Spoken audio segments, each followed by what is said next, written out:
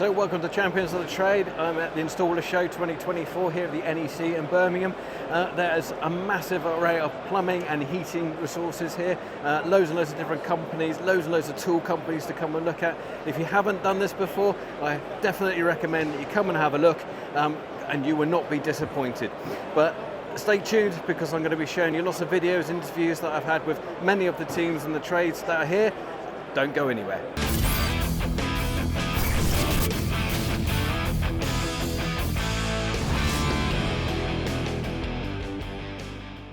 Hello Chris, great to meet you. You too. So all of these DeWalt power tools here have yet to be released, is that correct? Yeah, this is a brand new product range called Powershift, due to be released in February. Of next year? Next year, yeah.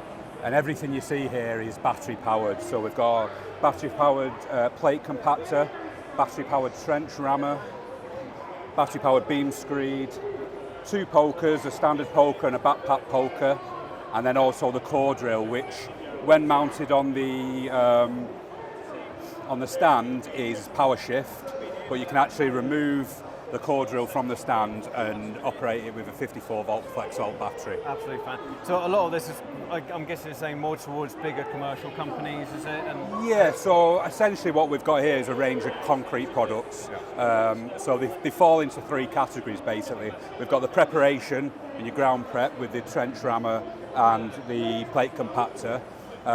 We've got the pour stage essentially, which is your vibrating pokers for taking the air out, okay, and then the beam screed for smoothing off. And then if you need to be coring anything out afterwards, then we've got the core drill, and there'll be other products obviously in development in this range as well. But a really cool feature with it is the adapter that we've got over here.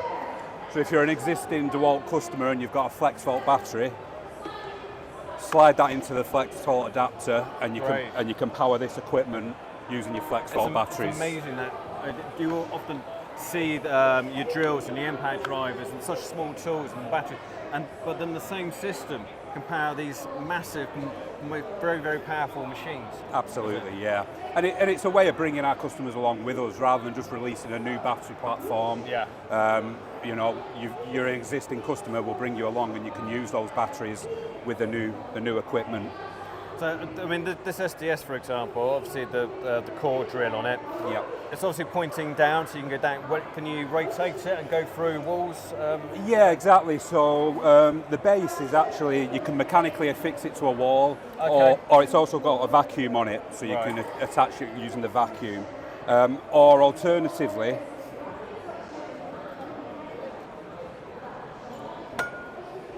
obviously with a smaller core on it, you can use it handheld, so you would have a side handle on there, and you can use it handheld. Yeah, because I imagine it can, may I? Feel free. Yeah. I mean, that is heavy, but it is doable, isn't it? Yeah, and you'd put a smaller core on it, and when it's not on the stand, it's actually a flex volt product as well, so you put your 54 volt flex volt. Yeah. Once it's then mounted onto the rig, it then becomes power shift. And that's when you start wet coring then. Okay. So bigger core, the water tank, and the dust suppression, and also it'll keep the core cool as well.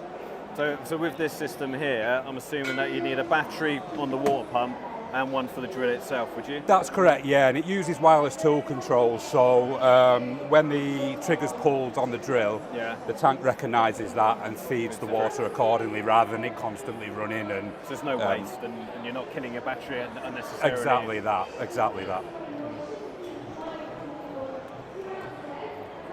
It's an amazing array of kit. I mean, I'd never think, it's like a jackhammer tool. Is that correct? Trench rammer, yes. And you're going to run that off a battery? Exactly. And that's insane. And the performance is at least equal to petrol, if not slightly better. But the beauty of it is there's limited servicing on there, so you've not got your pull cords, you've not got spark plugs, filters, you know, all the issues that come with a petrol engine, they've gone. Lower emissions, less noise, less vibration. So it makes an unpleasant job a bit more manageable, essentially, without the fumes and that sort of thing. And on most sites, I think, are trying to move away from the fossil fuel machines anyway, aren't Exactly they? that, yeah. So you've got the green sort of benefits as well, which certainly your bigger sites they're there now. They're using battery diggers and that sort of thing. Yeah. So you have one charging station, one charger which the battery's attached to up here, and that can be fixed to our storage system as well. So it can be wheeled onto site, and it's not another thing to carry. You just bring it with you with the rest of your equipment. Great. Thank you very much for your No time. problem at all. And Nice to meet you. look forward to seeing these next year. Great. Cheers.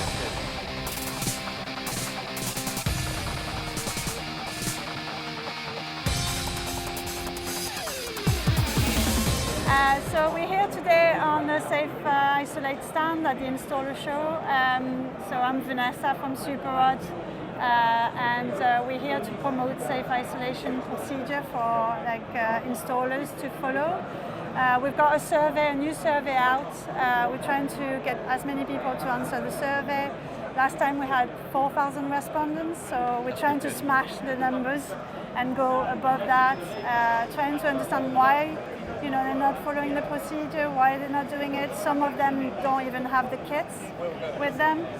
So Not good, that is it really? No, and we're trying to work with wholesalers as well to make the kits available at a cheaper price, so we can get as many apprentices to get equipped and make sure they're doing that. So At the end of the day, the safe isolation kit is probably the most valuable and needed piece of equipment in any electrician's kit, isn't it?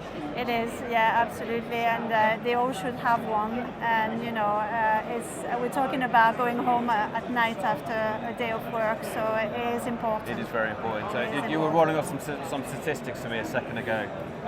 So there's still about 13 people dying on average every year from not following the procedures. Yeah. There's still a lot of people injured, over 200 people injured, and I can't, if you get injured in your line of work, obviously all the family is suffering, and it's a problem. So there's massive knock-on effect, isn't it? And being an electrician myself, and I have to admit, I have been lazy and I haven't used my lock-off kit in the past, and it does really hurt when you get an electric shock. But that's me being lucky. It could very well have killed me. Yes, absolutely, and we want to make safe isolation cool. Like now it's uncool not to put your seatbelt when you jump in the car. Yeah. Well, it's exactly the same thing. So not safe isolating is not cool, basically. No, So we're trying to bring the old generation that maybe not doing the right thing to change their mind. It's just not enough just to turn that circuit breaker off, is it? You've got to be able to lock it. You've got to be sure. You've got to be sure. So what are some of the products you've got here? So we're a collective of companies that are involved in that campaign. So obviously Superrod is involved, but also people like Martindale, TIS. We've got also CF, Rexel, some of the wholesalers. And we're trying to promote what kits you need. Obviously, ideally, you would want one company to do the full kit. At the moment, it's not the case, but at least we can tell people, direct them on where to buy and what to buy. It's great that you've all come together. All these big manufacturers are coming together rather than going, no, this is ours. We want to sell that product, rather than saying, come on, it doesn't matter which one you buy, just buy one.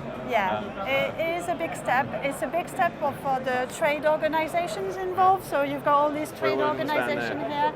If you look on the chart there, they agreed on one procedure for safe isolation, which is a big step because before people had different ways or different steps and they couldn't really agree. Right. So it's good to have them all around the table agreeing on one process, and it makes it easier to teach in colleges and it should all be done one way, then everybody's all on the same page, Yeah. and it just makes life a lot easier, doesn't it? Yes. There's no arguments. Yeah. So there's a lot more we want to be doing, and please follow us, follow SuperRod, or carry on looking at what we're doing, because there will be more updates in the future on So this. what are some of the products we've got here? I mean, I can see the... So you can tell me probably better. Like, these are proving units. So Yeah, do you use them? I should. Yes. And then we've got some lockout kits as well. So yes, sorry, got various lock-off kits there, and that's a handy little one there. I'd have to have a play with that one to work out how to use that one. But we got the traditional ones with the MCB locks, so you can put that between the lock and it'll stop you from turning it back on again. That's your multi-lock, so obviously that would go through there, and then you put your padlock in, so you could have up to 6 engineers working on the same circuit at the same time. These are probably my favourite type, because when you lock up, that will do pretty much any circuit breaker. Whereas these ones, they're a bit fiddly to use, I find sometimes, these ones, and not all MCBs will work with those. But these ones are great, and again, you've got the lock off there. And you're right, I think there are improvements we can make as an industry to make the kits maybe more simple. Yeah, more user-friendly. More user-friendly than everyone using the same kit. But yeah, it's work in progress. Yeah. Well, let's keep at it, that's what Yes. I'm going to say. Thank you very much. Thank you very much. Thank you.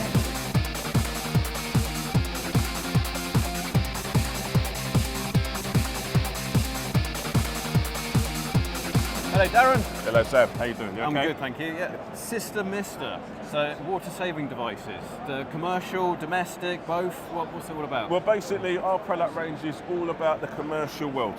Okay. So it's all about water saving in the commercial sort of environment, and it's for the target of the net zero carbon emissions for 2050. And in the right way, it's about making sure that we're making our clients aware of the water-saving elements in their commercial buildings. Education is everything in this. It is in this, especially today, because everyone's worried about cost of livings and also the price of everything at the minute. So it's all about making sure that we get our message across to people and get them looking at where they could be wasting money in the right way and where we can actually save the money. And that's the key part for us as a business at the moment. So you've got a demonstration item over there. Can you talk me through that one? Of course I can.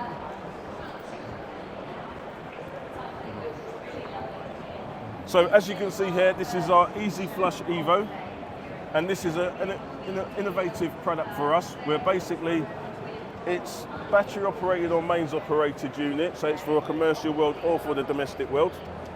And then what you can see is that it's a different way of the traditional flushing units, because what you used to have previously was like a turbo flush with a membrane on the bottom, and then the water went through, you pulled the lever, the water came up and it went down. With this one, it's all about gravity. So what happens is you press the button, a solenoid valve moves in the center, and then when it does, it allows the water to fall through, and then you can have your flush number 2. Yeah, I'll use flushes 1 and 2 for the pointers, because it's just politer, I suppose. Yes? Yeah. And then what happens then is, for maintenance, there's nothing in that unit to be maintained. So there's no membranes at the bottom of the unit at all. All there is just the gravity. The water goes to that level at the top. Once it flushes, comes over, drops, and it's all gravity that flushes your away. So is this an actual push sensor, or is it a wave sensor? So this is a sensor where you can control the unit either by a wave, as you can see the green lights going on there, which will say that it's flushing. Oh, brilliant. Yeah. So that will be flush number 1, and if I hold it, you can see the unit moving there. So that's the valve that you can see. If I do it again, you should be able to see that. There you go. And then that would be the flush mechanism allowing the unit to flush. Okay. And then basically what you could do here, you could reprogram the units and have it where it's doing a dual flush, single flush, or a double flush, which is clearly for the number 2s. So if you want it to do a single flush, you'll just wave, and it will just do a single flush. If you hold your hand over the unit, and then you'll get the double flush, and what the double flush would do is get away any large items that's in that toilet.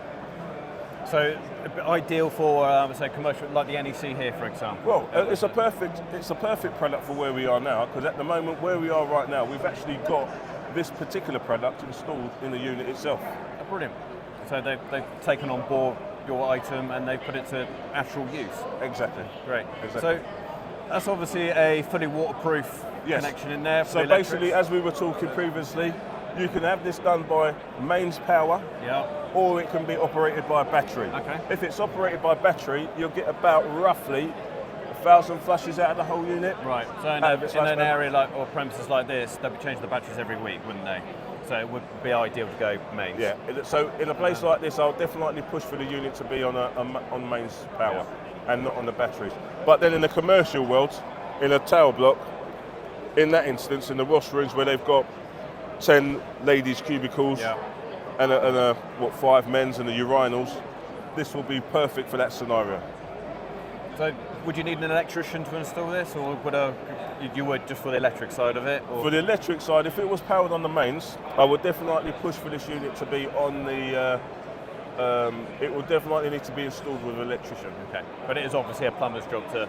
Yeah, because you'll have to wire that into the fuse spur. Yeah. And then from the fuse spur, that's where I would recommend. Yeah. Would that be a part P? Because I'm not. Well, it depends. If it was an additional item in, you would need a minor work certificate for that. But I'm assuming there'll be a transformer involved with this as well to drop it down to 12 volt, I'm assuming? Yeah, well, basically, when you buy the unit, it comes with all the power units that you need. So it will actually come with a power adapter unit inside the box. So it comes completely complete. So you can retro install it anywhere you need it. So all you need is a fuse spur, wire it in, and off you go. Job's good in. Yeah. Great.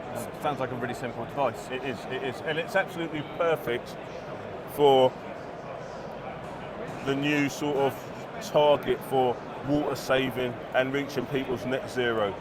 It's a critical product for that. So I mean, obviously I've got an electrical background, as you can work out from what I'm talking about. Don't know an awful lot about plumbing, but what kind of flow rates are we talking about, how water usage for each flush? So for each flush, normally you've got a 9 litre for the larger flushes, but you can alter it, and I'm going to be honest with you, all depends on what type of location the product's in. I've got this unit in the hospital at the moment, Adam Brooks in particular, and where this product has been installed, we were having a bit of an issue with the amount of water that was flushing, so we needed to adjust it for its maximum flush, which was for the 9 litres.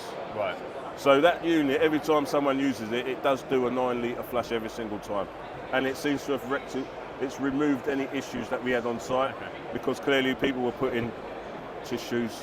Things they shouldn't be putting in. Yeah. Well, we know that. But I'm guessing that's a very easy thing to adjust, is it? Yes. Yeah.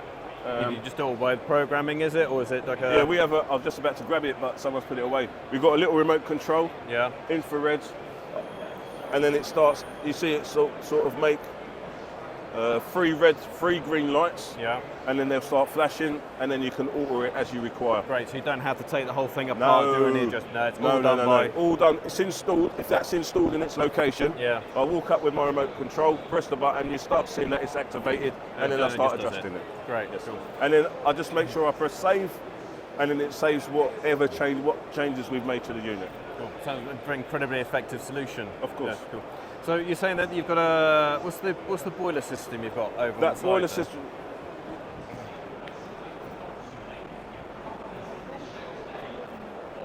This is called the CombiMate. Okay. It's a limescale prevention unit. So basically what that's doing is prolonging the life, I suppose you can say prolonging the life of the boiler. Yeah.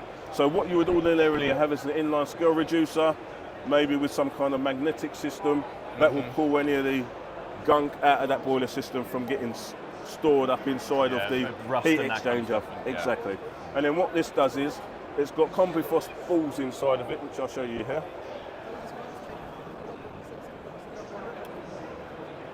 So what you'll see there, because I'm not sure if I can take the lid off.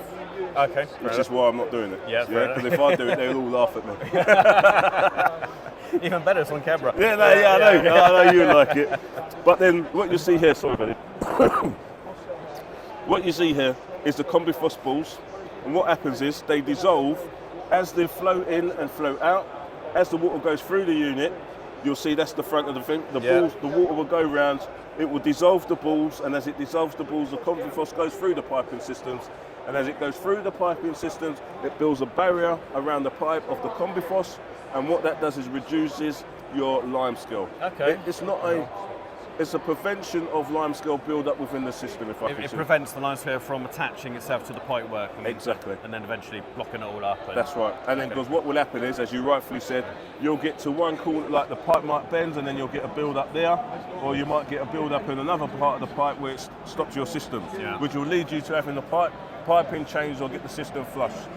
With that combi frost, that would reduce that dramatically. Okay. Cool. And I assume that every now and again you just replace that and put a new one on, do you? Or? Yeah. So basically, what happens is there's an isolation valve built into the unit.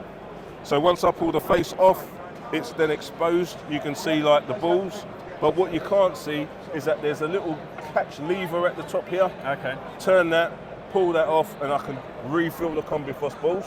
Okay. And then once I do that, and I've got to be honest, to refill the combi frost balls, it's either done at the point of the time when the boiler's being serviced, or the client can do it themselves. Yeah. Pretty simple thing to do. Then. I'm being honest. I've got a customer that's in Cambridge. Yeah. She's an elderly lady, and she's doing it herself. And then your face says it all.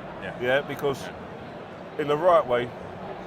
To me, it needs to be something that can be done by the installer and also by the person that owns the property. Yeah, because I don't want to have to keep calling out an engineer every so often just to refill the balls. No, I'm not putting money in anyone else's. I'm not. You know, it's something to me personally. If I go to someone's house and I was doing it, I wouldn't add there's no need for me to add a charge. No. I could just simply pull the case off, open the catch, drop the balls in, and then close it up, and then put it back on. It's job done. Yeah. Like changing a water jug filter. That kind of so, you know, there's some things to me I shouldn't be charging for, and that's one of them. So and that's the combi frost. Cool. And how often do you think that needs to be replaced? Well, the combi frost balls will only, depending on the size of the house, but upon average. Sorry, you're not Fleet, are you? That's Steve Gale, isn't it? Who? Steve Gale does Fleet in Hampshire, doesn't he? Where is it? Fleet in Hampshire, Steve. Steve, So we're sorry, buddy. That's all right. With the combi frost, you can physically see the combi frost balls really, depending on the size of the house, I would say probably once a year. Okay. If it's a two up, two down kind of thing, or two up, 4 bed. Yeah, I was thinking of 2 kids. Yeah. The family. Then clearly that's what that would be. Cool. Your standard. Average size family. Yeah. Like 2.3 kids or whatever they say now, and 2 adults. Yeah, that's going to last a year easily. So I mean that and then, does it just work with combis, or will it work with a traditional boiler with a hot water tank? Good question. Only combis at the minute. Only combis at the moment. Yeah, and then what we're trying to do at the minute is just adapt it, and we're working with some of the heat pump companies to see whether we can adapt this product so that we can also have it in the heat pump world as well. Okay. Because in the right way, soon we'll have to lose the boilers. They're on their way, aren't they? And then we need to find an alternative way to make sure we keep the water clean inside the property. Yeah. Cool. Yes, well, where it's all going, isn't it?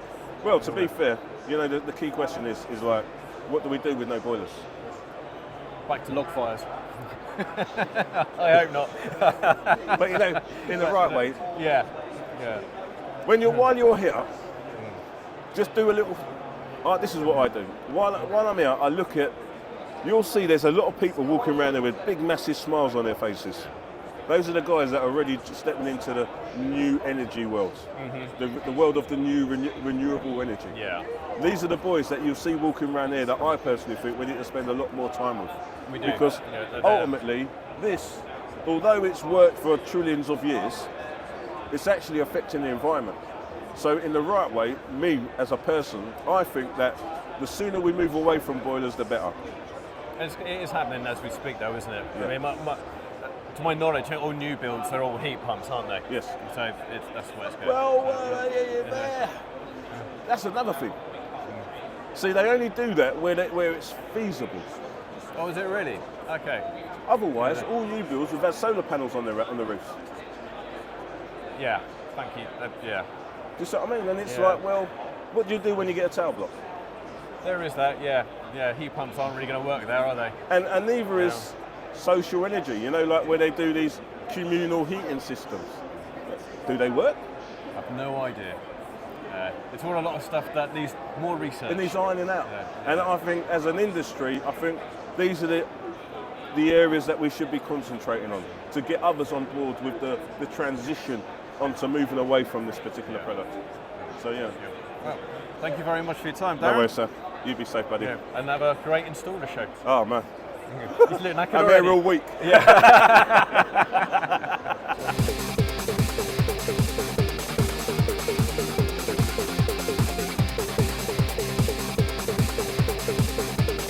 It's a really, really important topic, isn't it, to tackle? Of course, especially with tradespeople. I mean, these tools that they steal is not cheap. So when we get broken into, we're losing thousands of pounds worth of tools that's hard to replace. Tool insurance doesn't cover most of it, so we're always out of pocket, and it's not fair. Every 12 minutes someone's getting broken into, and this is literally just not stopped now. We've all had enough. That's a frightening statistic. Every 12 minutes somebody's getting their tools stolen. Okay, so let's look at it from both sides of the coin. We'll start first of all with tradespeople. I'm sure most of them know things that they can be doing to keep themselves as safe as possible. But just to reiterate, in case there are some things that perhaps people aren't thinking about, or things that they can do to make sure that they are as protected as possible, what can tradespeople be doing to protect their livelihood? So the tradespeople have tried everything possible in terms of van security. So we're getting hook locks, deadlocks, alarms put on. We're doing everything that we can. However, these thieves that are breaking into vans, they're aggressive. Not only that, they're ripping doors off. Wow. So the best way to do at the moment is to mark your tools. Now we're working with the Met Police with some DNA stuff that you can actually put onto your tools. Oh wow. And yeah, it's a UV paint that goes onto your tool. You can't see it's there, but if they were to identify it, the numbers show up on the actual liquid itself. So they know it's registered to you, you get your tools back. It's the biggest deterrent for thieves when it comes to forensic markings. So that's what we're working on now, and we're trying to get the funding to get all these kits out to all the tradespeople free of charge. Excellent. Well, that's one of the things I was going to say. I mean, that's all very well and good, but how do people access it? Is it a cost them? But you're working to make this free to tradespeople, so That's that right. they can mark. That's incredible. Hats off to you. Thank you. So we've got an event in July where we're trying to arrange the Met Police and myself to get all the tradespeople down there. These kits cost about £60 each, but we're going to give about 200-300 of them free to tradespeople to start marking the tools so that they can start leading to convictions. So that's something maybe a little bit different that they're not doing already that they can get involved with. Where can people get information about this sort of thing? Is there a website? Can they get in touch with you? If you go on my page, Gas Expert on Instagram, a lot of information you'll find on tool theft on there. You can contact me directly and I'll put you in touch with the right people and I'll try and get these kits out to you. Excellent. Bless you. You must be a very busy man indeed. Last 2 months, incredibly busy, yeah. Gosh. Okay, so you're campaigning and you're working hard to make sure that obviously in terms of what tradespeople are doing, they're making themselves as safe as possible, that if in the unfortunate incident their tools do get stolen, that they increase their chances they can get returned because of some of the methods that you spoke about, using the UV paint, using the DNA. The title of this chat there was Ban the Sale of Used Power Tools at Car boot sales and markets. So it might seem obvious why, but explain to us why that's also really important. Because there's a difference between a boot sale and a marketplace. The markets are usually licensed, so they don't sell stolen tools or stolen goods. Whereas the boot sales are unregulated, no questions ever been asked. It's an easy platform for them to get rid of your tools. So once they break in, they're straight away in there. They put a blanket on the floor, get rid of your tools for a fraction of the price. There's no questions to be asked. And I identified this issue a few months ago. I raised a petition for the government, and we've reached about 46,500 signatures in 6 weeks. The government changed and they cancelled the petition. It's happened in the past before, but the way I see it, it doesn't matter if the faces change in the government, the problem is still there and it's got to be dealt with. So we did a protest, it took about 200 odd vans to Central London. We blocked Parliament twice just to make noise, and we're getting heard now. So we're seeing some really positive results from the police, the Met, other police like Kent Police, they're all getting involved as well, and they want to work with us to stop this. Excellent, good for you. I mean, this is no mean feat to organise something like that. So how many vans did you say? 200, was it? It was just over 200, 250 or 220. I can't remember exactly what the figures was, but the line was about 2.5 miles long. Wow. So to make a big stand like this, you're obviously very, very passionate about it. It's personal. I was just about to say, so reading between the lines, and we don't have to fully go there, but presumably you've been affected by this personally then, or friends of yours. When I got broken into, I lost £8,500 worth of tools. But in the second time, it damaged my doors. It's just not acceptable, because as tradespeople, we're working in people's houses, and our mind is always on our vans, and that is not how we're supposed to work. And the level of anxiety they put us through, it's got to stop. Obviously, raising this issue and putting awareness out there, that is the biggest thing. And now we've literally got 12 or 13 major boot sales that have completely stopped selling tools now. And we literally shut one down as well, which was one of the biggest one that's been operating for 20 years. Wow. Excellent. Well, listen, hats off to you, because, I think from sort of the general public, or even tradespeople themselves, perhaps it's not something they think of, but because you've been through it, you felt the impact. You said that £8,500 worth of tools. That's probably not taking into account the amount of lost days of work as well. And the damage of the van. Exactly, having to cancel clients, reschedule, all of that emotional turmoil, and the damage to your reputation potential. People say, "Oh, it's supposed to be here today." They're not actually going to probably see it from your side, are they? It really pushes us far back, and that's just not gas engineers. Any trade you think of, it's just it puts you really behind. But if you've got to cancel your jobs, and at the end of it, replacing the tools again, it's just not fair on us. It's the damage to morale as well, isn't it? It just seems incredibly unfair. Like, most tradespeople will perhaps be self-employed, or they've established themselves from the bottom upwards, and it just feels like a real kick in the teeth, doesn't it? That somebody can just come along and wipe you out overnight. So, listen, utmost respect for you and what you're doing. Keep doing these big demonstrations. Keep campaigning. Everybody who's listening, please get behind Shoaib and the team as much as you can, because awareness is key, isn't it? So let's tell everybody again, how can they help you, how can they get more information, and how ultimately can we make this stop?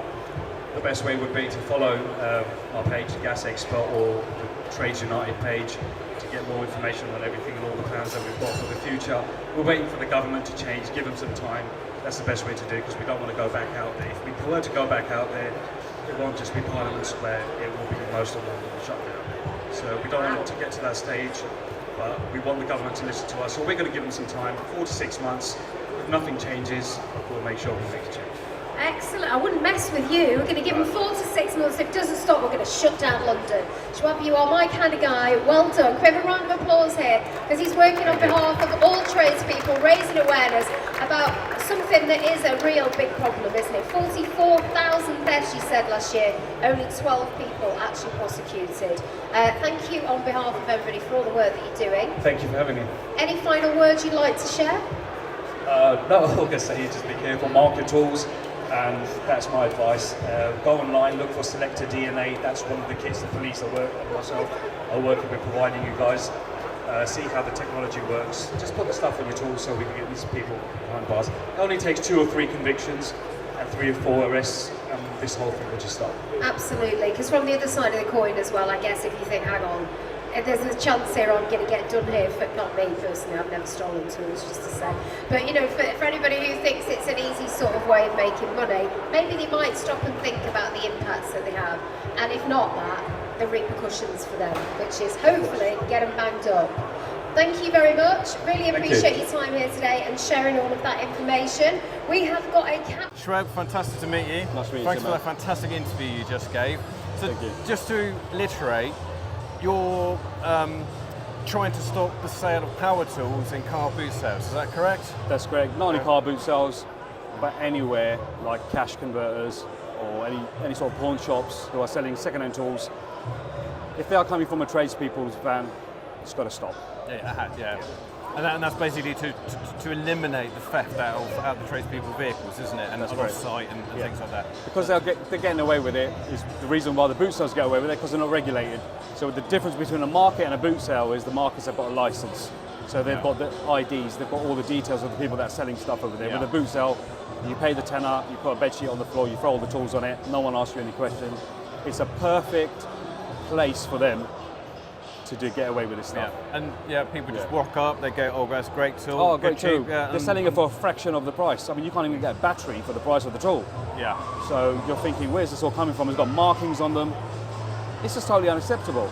It is. Do you understand? For a tradesperson's view, that's our livelihood Yeah. that they've taken out of our vans. And personally, because it's happened to me as well, it's personal, and I won't let it carry on. Yeah, I mean, I myself, I'm an electrician by trade. Fortunately, I've never had my van broken into so far.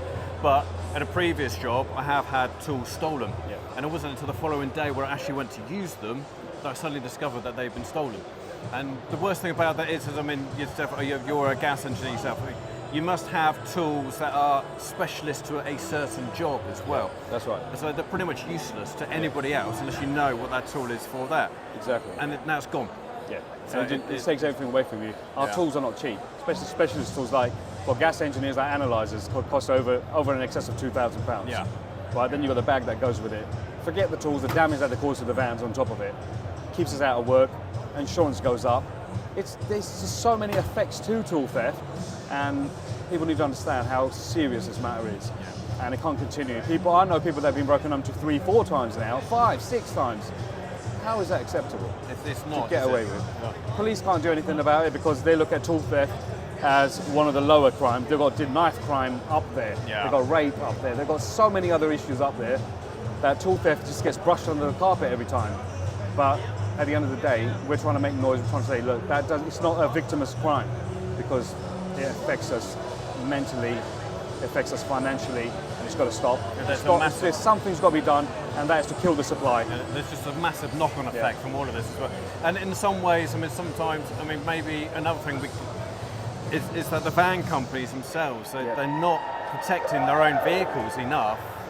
Yeah. For us, do you think that's another aspect of things? I see that in a very different way because I don't think van manufacturers are making vans. Most of them are getting manufactured out of UK, and they are making it for that market, right? Which haven't got a problem that we have. Yeah, that's true. So why should they change just for us? The problem is our system needs to change. Yeah. The police, the law, everything needs to change. It's not the van manufacturer's fault. These vans have been around for God knows how long. Yeah. We've never had this problem. It's only happened for the past 12 years. That's getting worse and worse and worse. 44,500 incidents and only 12 get convicted. That's not very good, is it? That's a joke. Yeah. You understand? If there's no punishment for it, it won't put them off. So now the police have got a bit serious with it. They are taking things seriously. We're going to start marking our tools. We're going to start putting DNA and all this kind of specialist forensic stuff on our tools now going forward. So that at least a few convictions will set the record straight. Yeah, yeah. I know there's a couple of manufacturers, one in particular, they brought out a Bluetooth system which attaches to their tools. But then, I mean, that's good in a way, but then you have to be within the range of that Bluetooth and lucky enough for that Bluetooth technology works similar to an Apple AirTag. I've got that technology with me as well, but then the price of the tool is nearly twice as much as what the original tool costs, exactly the same thing. Just to have the tag with it. And then for it to bounce the signal back, someone else has to have the same tool. Right. So otherwise it doesn't work. It doesn't work on GPS. It's working from a bounce back from your tool. So if you've got a one key, I've got a one key tool system, it will send a signal through to your phone and I'll get it that way. But you have to be in the right place at the right time to be able to find it. Yeah. So but again, what's the point of that technology if police are not going to do anything about it? There is that, yeah. Do you understand? Yeah. You're not going to deal with it yourself. The tool's gone. Yeah. And to replace it, you need the tool the next day. So you need to go buy another one to finish the job off. So we're lost anyway. Yeah. So it's not a solution. It's not a long-term solution. No. I don't see it that way. Yeah. So the only way to really make it a viable thing is that if you want to sell a tool, okay, fair enough, but you've got to have the original receipt to say you purchased that tool and identification to say that you are. At the end of the day, I'll say it again, boot sales, as I said, no ID required, pay tenner, go in there and just do what you want. They should start taking IDs of these people that are selling it, first of all, so you know who's there, right? So you've got a record of that. And then secondly, catalytic converter theft used to be a big thing before. Oh, I've been through that. Sorry. Since all the scrap yards have started to take IDs now, it's a big deterrent. Because the police would say, who bought this in? They can pull it out, this guy. How many times? And if he's registered everywhere doing the same thing, you know he's doing it. Because there's got to be some form of control. Counterfeit goods at a boot sale, stolen tools, Shoplifting's gone out the roof. Do you understand? There's places like Boots, they're closing down because they can't deal with shoplifting. You go to the boot sale, they've got all sorts of shampoos, makeup, they're all from there. Yeah. And you think, what the hell's going on? Yeah. No one there to ask any questions. And everybody's just doing that as they're That's walking it, past, because- and people are just buying it. Yeah. There's not enough that you can say about theft. Theft is a big problem in this country. It's not just the tools, it's all sorts of theft. I don't know what's going on, why there isn't something in place for this. And all I want is some system in place which makes it harder for them. It's not much to ask for, is it, really? It's not much to ask for because it affects millions of people. There are 1.6 million people, and I'm pretty sure, tradespeople, and I'm pretty sure they'll all agree on this. So where can people find out more information on this? You can go to my Instagram page, The Gas Expert. You can follow that. We've also got a page called Trades United. You go on there. I put regular updates on there about tool theft. So now we are working with the Met Police as well, which is a massive, massive improvement and a way forward. So a lot of intel is going in and out, and we're trying to close the net. Yeah. And we'll get there. Oh, we will. Yeah. And all the best with it. Thank you. And I'm seriously on board. And any help you need, just please give me a shout. Thank you so much, man.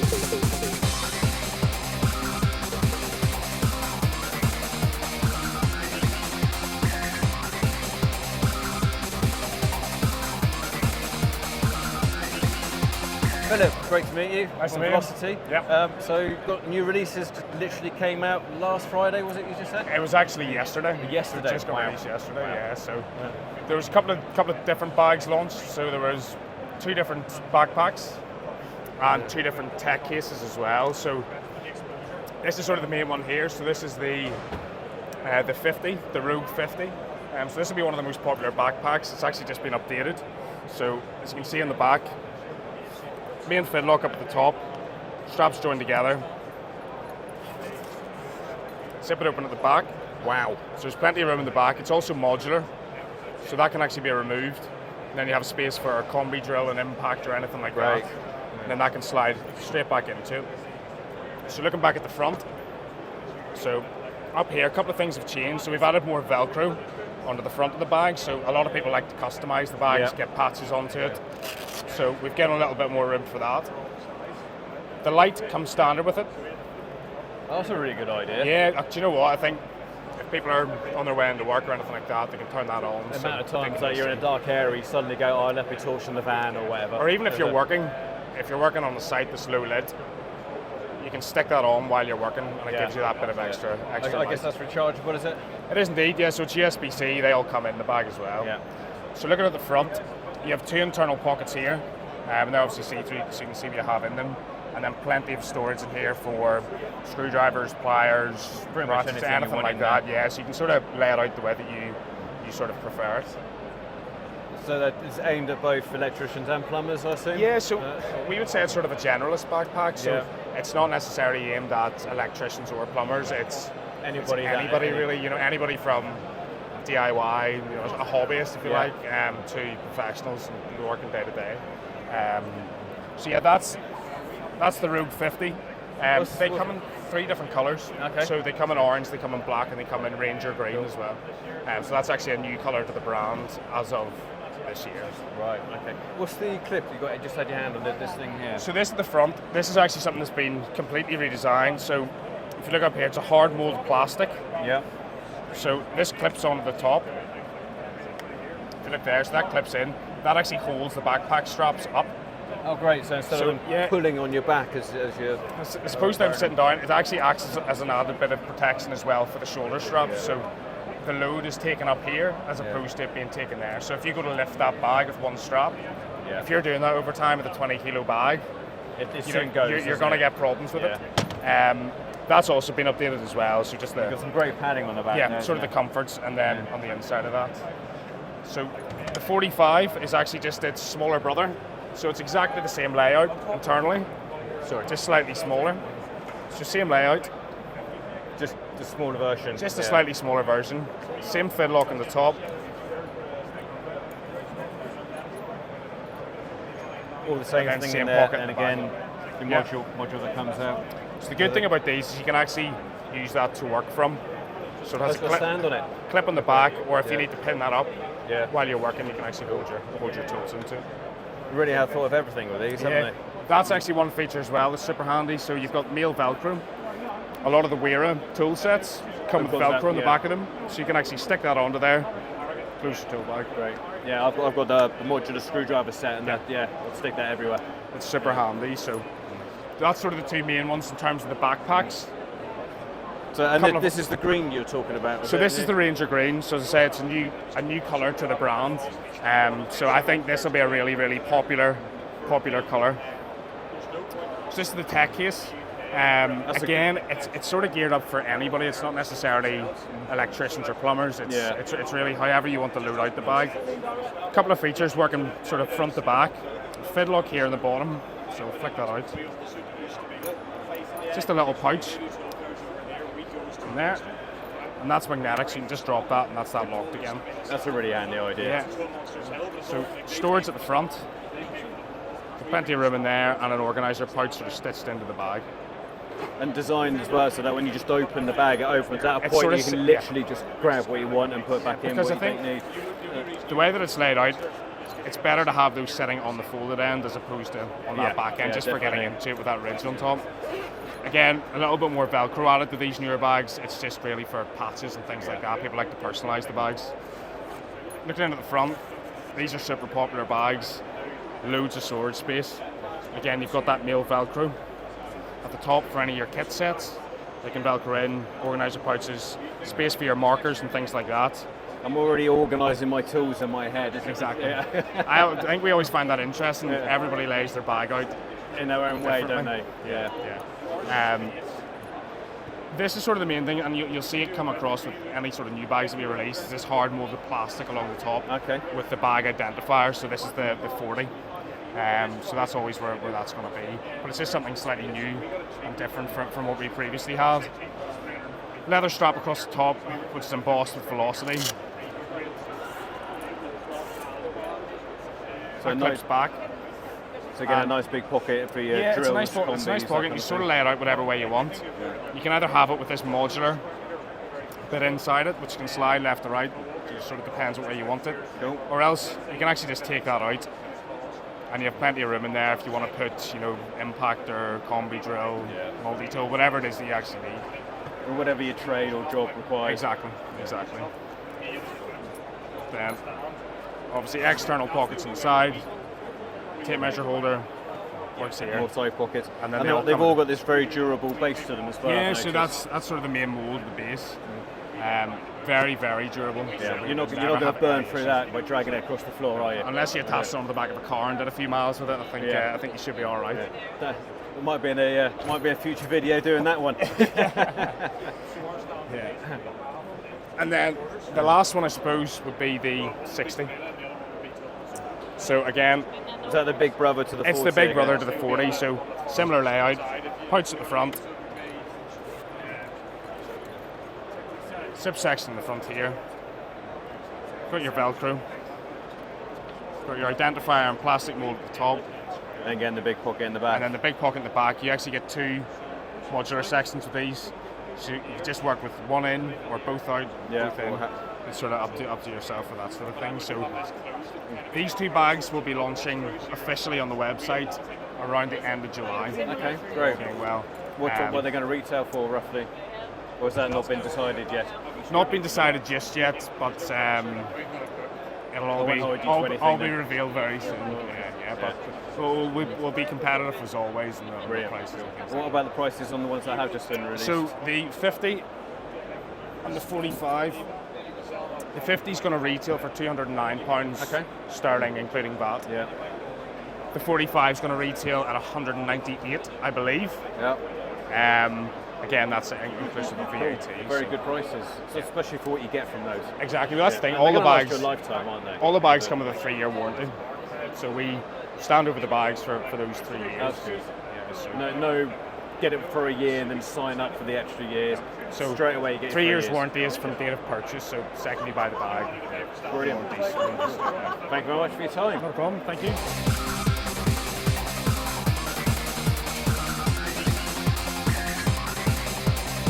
Hello Jason, great to see you from Knipex. Nice to see you. You've got some new products that have just come out. We have, yes, yeah. We've got three new products on here, and we've got two variants of one of them. So the first one is the Tubix S, which is our new addition to the pipe cutting family. This one will do from 28mm right up to 8mm, so for microbore it's perfect. It will do stainless steel as well as copper without having to change the blade. That's even better. You also get a free blade with it as well in the handle. In order to make this go, what you do is you would set it to the correct size. So that's now set to 15mm, and then you just put it on as you would a pipe slice, turn it up, and then start do as you normally do to turn, and then that will cut through that. The good thing about this is that even in smaller spaces, it's one-handed operation. So it might look old school, but it's got all the features and benefits of a normal pipe slice. And it's pocket size as well, which is a lot easier. It is, yes. That's a good weight, that as well, isn't it? It is, yes. It's very comfortable to hold that. Yeah, it will. You can also use that to strip the inside of a steel wired armoured cable. Oh, brilliant! As well, because the blade will do stainless steel. So not just a plumbing use, you've got it for electricians as well. Yes, exactly. Yes. Cool. The next thing that we've brought out is the Step Cut XL. So this was brought out this year, which is a addition to the normal step cut that we brought out a couple of years ago. The benefits of this is not how a cutter works. Is normally it will get hold of the cable and it will crush all those cables and try and cut them at once, and that makes it really hard. The step cut will cut the inner cores one at a time. So if I put that through there, it cuts it through, and it's a lovely clean. And that's just 16mm meter cable. That's it is, yes, yeah. We've got it in the VDE finish. We've got it in the new multi-component handles, which is the one that we've literally just launched. These handles, you can put colour codes on them, and you can also have tethered attachments if you want as well. Great. So if you're working at heights, you can clip it on. Exactly, yeah. Where previously you've had to buy the specific one for that, which was a lot more expensive. So this one means that you can use that if you want. We've also got it in the dipped handle version as well. You don't need the VDE, you just need standing. Exactly, yes, yeah. It's also ergonomically shaped. Can I have a feel? As well. There you go. That's very comfortable. Yes. Really comfortable. Yeah, it is. Yeah. One of the features on this is we have on the front, we've got what's called a nibbler. So if you've got a larger cable, you can start to nibble. Oh, so you can work your way around the edge? At the cable, yes. So that eventually you can get all the way in and cut it as well. As easy as a hot knife through butter, that wasn't exactly. It? This is it. The last item that we brought out is our new stripping knife. So to open it, you flick open the case, push the button up, and then push the black one down at the same time. Okay. So it is really safe. You've got it in 3 positions. So you've got it in that position, which is really good for stripping your armoured cable. Yep. And then you can move it to the upright position there. So again, I'll just step back a bit. You can pull that down. But the unique thing about this is that you can also push it to the ratchet position, where you can put your cable in, and then you can actually walk it down. That's a really cool idea. It is, yes. I've never seen that on a blade before. Especially with cables like this, which is not easy to strip. No. And then when you're finished, flick it open, put it in the close position, and that is now safe to put in your pocket. Another feature about this is that you can actually replace the blade. I was going to ask about that. Yeah, where previously we've had the VDE version, which is literally that position. Yeah. But once the blade goes dull, because it's VDE, you can't replace the blade.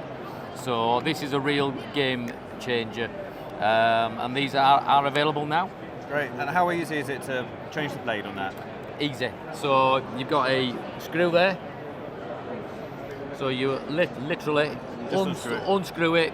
The blade comes out. New blade in. Screw it back in. Done. Great. Does it come with any spare blades, or are they? It doesn't. No, they are an optional extra. Okay, fair enough. Cool. Can I have a look at it? Of course you can. Yep. There you go. Again, that's really nice feel on that one. Very, very light as well. And yeah, that's not going to come out, is it? No, this is it. So you pull the lock back. Yeah.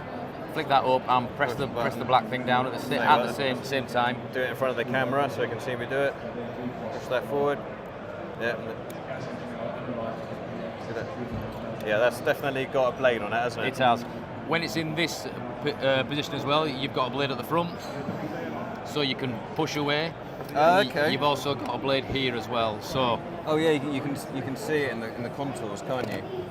So yeah, and then the blade at the very front there. So if I wanted then to strip the rest of this off, put the blade there, spin that round,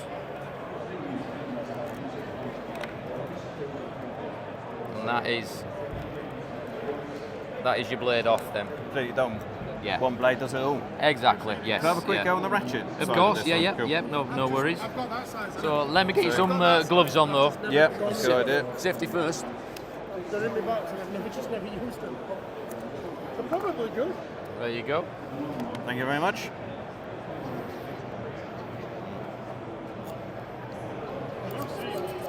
Yeah, the one thing I am interested about this is obviously when you're doing the ratchet, this doesn't actually cause any damage to the cores underneath. Yeah. Which I assume it won't, but I'd love to find out yeah, myself. Of course, one, yeah. So. It shouldn't do because you've got that little nipple there. There is, isn't it? Yeah. So once you've got that hooked in, it should just glide across the top. There, and then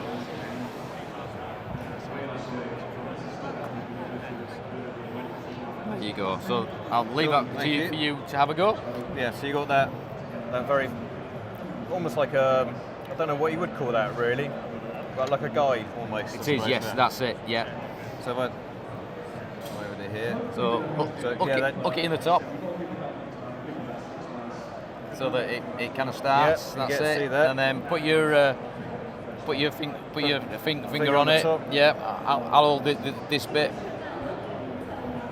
Oh, we popped out.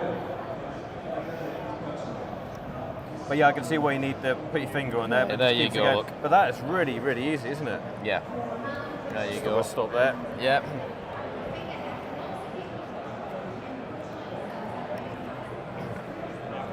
So open that up, and yeah, no damage done to those the inner cables at all, is there? No, that's no. really, really cool. Like, really like that. Yeah, yeah. It's just one of the many innovations that at Knipex we actually come out with. So what are the general prices for these? This one currently retails around about £60. Okay. Very reasonable. Obviously, prices online can vary. Yep. The little Tubix one. Don't know where that's vanished to. No, the little pipe cutter.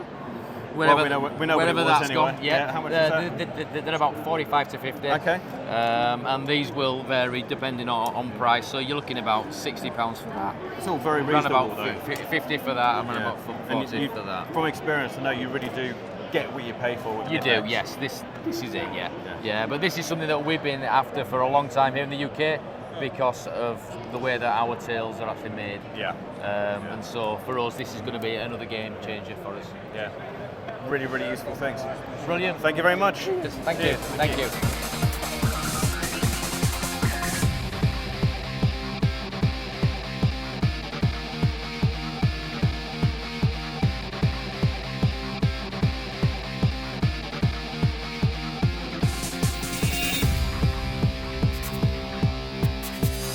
Hello, Brett. Hello. You've got the McAlpine Kneepads. I assume I pronounced that correctly. Yeah. So the good thing about McAlpine Kneepads is that you get a lot of installers for years that have just been using a normal foam knee pad. Yeah. And the problem with the foam knee pad is they start nice and thick. Then after a while they become really, really thin. And they don't actually work for the knees in the long run. No. So with the McAlpine knee pads, what it is, it's got a leaf spring technology within the knee pad itself. So as you can see within it, it curves around. That's a good So idea. what happens is, when you kneel on it, yeah, it then distributes the weight of your knee. So it spreads the weight of your knee. It's not then pushing into one place. As you move. Yes, so then it basically spreads the weight of the knee all over, right, rather than into one place. Yeah. Now the good thing with these is they're extremely durable. You can keep wearing these time after time after time. But a big bugbear in the industry is taking knee pads out when you have to wash them. Yes. With these, at 30 degrees, you can leave them in and just keep washing them all the time. So you just wear them in the normal sleeves of your... Straight into the sleeve, yeah, and then just leave them in. Forget about them. Forget about them. Now, something that's really nice with these as well is that these, when you first get them, are quite rigid. After a while, they become really soft and pliable, and they're really, really good. Like one a new pair of shoes, for example. Just wear them in, and then you'll just forget that they're there. Yeah. Can I have a look? Yeah, of course, great.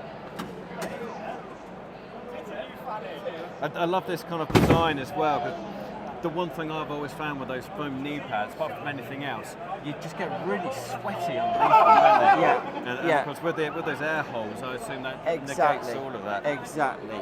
But yeah, go for it. Have a kneel down. Let's go. So this is on. So it's definitely on stone.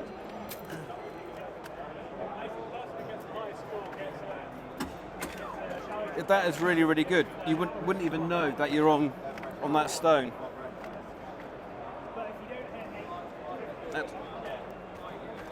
Yeah, you just can't feel that stone underneath. You can't feel the stone at all. No. And another good thing about them as well is that time after time, you always go down onto your knees all the time. Yeah, you do. Yeah. And you keep jolting down onto your knee all the time. With these, it takes out the impact from that as well. Yeah. So you're not always hitting your knee against that floor. You've then got that there as well. Is there an impact rating on these? Sorry? Is there an impact rating on these? I don't know if there's an impact rating on these or not. I can find that out for you though, by all means. That'd be cool. But I mean, that aside, I mean that's to me that's probably one of the better knee pads I've come across, because a lot of them, they're either the foam ones, like I said, you put in and they wear out and they make your knees sweaty and horrible. Yeah. And then you get the ones that are straps. And so we do a strap one as well in this. Okay. So the good thing about the strap ones, it's got the same technology within that knee pad. Also as well, we do a kneeler mat. And with the good thing about the kneeler mat, it's got lots of the leaf spring technology that's within that knee pad. Okay, great. So wherever you kneel on this knee pad, it's going to be consistent. It's going to be consistent. It's going to always keep on distributing your weight. Really, really good for the garden as well. Yeah. This isn't just great for the trays. This is great for a whole host of things as well. That's really flexible as well, and surprisingly light. So. Again, that's just super comfortable. Yeah. I could use that all day long. Yeah. That's been really informative.